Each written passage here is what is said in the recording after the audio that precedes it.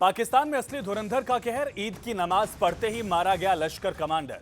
मुरीदके में आतंकी को निपटाया, अननोन गनमैन ने ऑपरेशन सिंदूर याद दिलाया। नमस्कार, जी मीडिया के डिजिटल प्लेटफॉर्म पर आपके साथ मैं हूं आयुष सूर्यवंशी। पाकिस्तान चौतरफा मार खा रहा है। एक तरफ बलूच उसे लगातार तोड़ने की कोशिश कर रहे हैं, केपीके में भी लगातार वो पिट रहा है और पाकिस्तान के मुरीदके से इसी बीच एक ऐसी गुड न्यूज आ गई है जिसने भारत के दुश्मनों के कलेजे कपा दिए हैं। जिस मरकज़े तैयबा को आतंकी संगठन लश्कर अपना सबसे सुरक्षित किला मानता था, उसी के अंदर घुसकर किसी रियल लाइफ धुरंधर ने खूंखार कमांडर बिलाल आरिफ सलाफी का खेल खत्म कर दिया। जहां आतंकी आका हाफिज सईद और उसके गुर्गे चैन की नींद सोते थे, उसी सेंटर में अज्ञात हमलावर अननोन गनमैन ने ईद की नमाज के ठीक बाद बिलाल को जन्नत का रास्ता दिखा दिया। इस काम के बाद से पाकिस्तानी सुरक्षा एजेंसियां और आईएसआई डर गए हैं, गहरे सदमे में हैं, क्योंकि अब आतंकियों के गढ़ में घुसकर उनको ठिकाने लगाया जा रहा है। मरकज जो लश्कर का हेडक्वार्टर है, कहा जाता है कि वहां परिंदा भी पर नहीं मार सकता। यहां पर आतंकवादी बिलाल आरिफ सलाफी मारा गया। यहां पर ऑपरेशन सिंदूर के दौरान भी तबाही दिखी थी। दावा यह है कि आतंकियों को ट्रेनिंग देने वाली इस बिल्डिंग में बाहर का कोई शख्स घुस नहीं सकता। ऐसे में शक है कि कोई नमाज के वक्त अंदर ही मौजूद था और जैसे ही नमाज पूरी हुई वैसे ही हमलावर ने बिलाल आरिफ सलाफी को घेरा और उससे वही खत्म कर दिया, उसे वही मार गिराया। हमलावर ने पहले गोलियां दागी, फिर उसके पूरी तरह से खत्म करने के बाद उसे चाकू से भी गोदा। जब पक्का हो गया कि आतंकवादी अब कहीं उठ नहीं सकता है, कभी उठ नहीं सकता, तभी हमलावर हवा में गायब हो गया।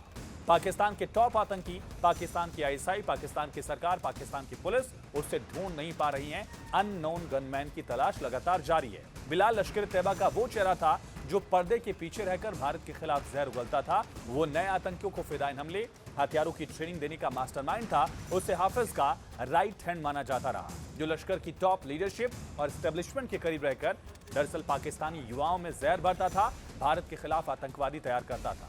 बताया जाता है कि कश्मीर से लेकर दिल्ली तक अशांति फैलाने के कई ऑपरेशन के पीछे यही बिलाल था।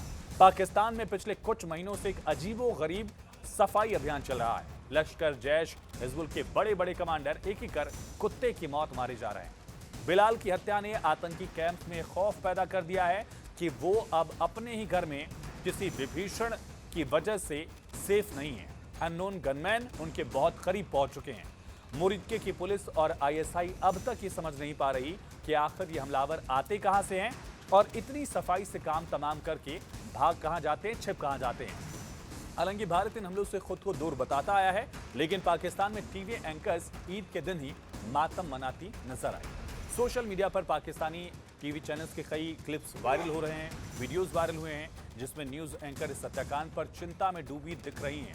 सोचिए, आतंकी मारे जाने पर भी पाकिस्तान में एंकर मातम मना रहे हैं। आतंकी बिलाल की हत्या पर पाकिस्तानी टीवी एंकर सवाल उठाते हुए दिख रही है। क्लिप में यह भी दावा किया गया कि जनवरी 2022 से शुरू हुए अननोन गनमैन के हमलों में अब तक दर्जनों आतंकी मारे जा चुके हैं। ऐसे आतंकी जो मुंबई हमले, कंधार हाईजैकिंग, ऐसे मामलों में किसी न किसी रूप में शामिल थे और भारत की हिटलिस्ट में, भारत में वांटेड थे।